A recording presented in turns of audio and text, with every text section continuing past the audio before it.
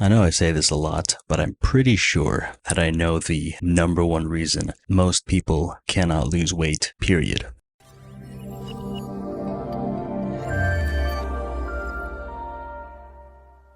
I'm just going to tell you straight up that I believe the main reason people cannot lose weight in general is because they cannot stick to doing one weight loss strategy for a very long time. And it just became sort of more apparent to me recently because I see my coworkers doing it, I see my friends doing it, my family, even myself when I first started. And it had me really thinking, like, why is it that people do this? Why did I do this in the past? And the reason for that is because people nowadays want quick results, which does not exist. And it does not just apply to weight loss. It applies to literally everything in life, whether that has to do with, like I said, weight, money, relationships, you name it. It doesn't matter. If you are not so heavily invested into doing something specific, you will see no progress at all. So why is it that people do this? Well, as I said, people want things fast and they are not willing to invest the time that is needed. And so the result of that is obviously no results. And now the next question is, how do we actually get over that stepping stone of always looking for quick fixes and instead prioritizing investing our time in what already works